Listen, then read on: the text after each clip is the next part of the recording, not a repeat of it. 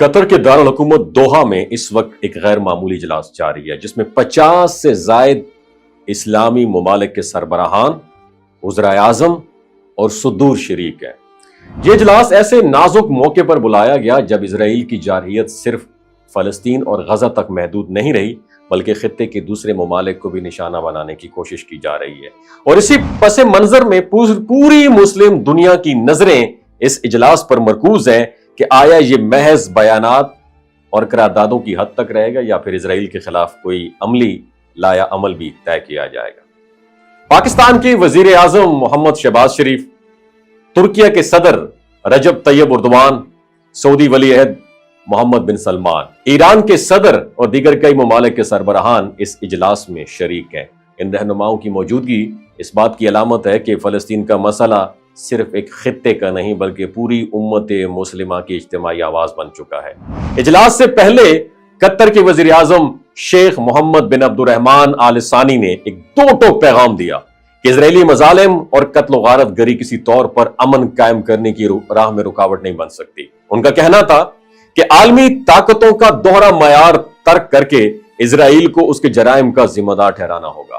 اور اجلاس کے دوران مختلف سربراہان کے درمیان ملاقاتیں بھی جاری رہیں اور وزیر اعظم پاکستان نے سعودی جو ولی عہد ہے، ترکیہ اور آذربائیجان کے صدور سمیت کئی اہم شخصیات سے الگ الگ ملاقاتیں بھی کی، اور ذرائع کے مطابق اجلاس میں ایک قرارداد تیار کی جا رہی ہے جس میں اسرائیلی جارحیت کی سخت مذمت، فلسطینی ریاست کے قیام کی حمایت اور مشرق وسطیٰ کے امن کے لیے عالمی برادری سے کردار ادا کرنے کی اپیل شامل ہوگی۔ لیکن دلچسپ امر یہ ہے کہ اس مسودے میں ابھی تک کوئی ٹھوس اقتصادی یا سفارتی اقدامات شامل ہی نہیں ہیں، جیسے کہ اسرائیل کے ساتھ تعلقات ختم کرنا، تجارتی بائیکاٹ یا تیل کی فراہمی روکنا۔ یہی وہ کمی ہے جو اس اجلاس کو صرف ایک علامتی اجتماع بنا سکتی ہے، اور پاکستان کے لیے یہ ایک اہم موقع ہے کہ وزیر اعظم شہباز شریف امت مسلمہ کی قیادت کے میدان میں اپنا کردار نمایاں کریں اور ایک واضح اور مضبوط پیغام دیں۔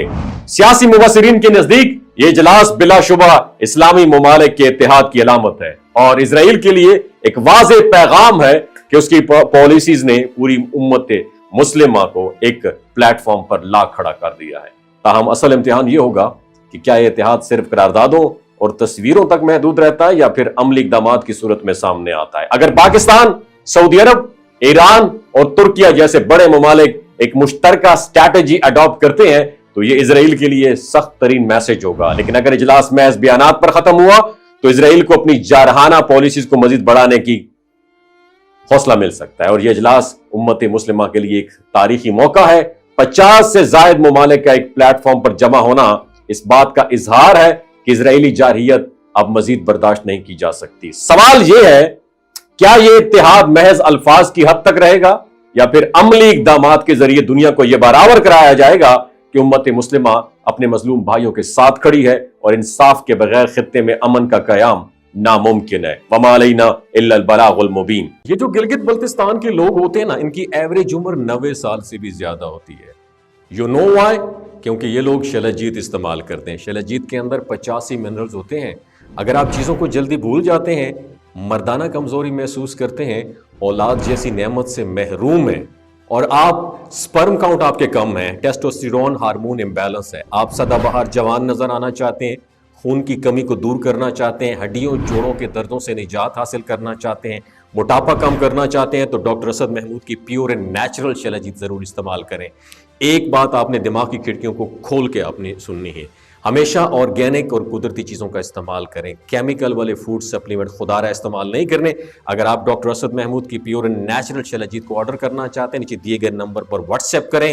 3 باتوں کا خیال رکھنا ہے: ہائی بلڈ پریشر میں مبتلا افراد، خواتین جو پریگننٹ ہیں، اور 15 سے 20 سال کی جو نوجوان نسل ہے جو غیر شادی شدہ ہیں، اپنے سیکشول پاور کو بوسٹ کرنے کے لیے استعمال کرنا چاہتے ہیں تو ڈاکٹر کے ایڈوائس کے بغیر استعمال نہ کریں۔ باقی سارے لوگ بے دھڑک گرمی اور سردیوں میں استعمال کر سکتے ہیں۔ اپنا بہت خیال رکھیے گا۔ اللہ حافظ۔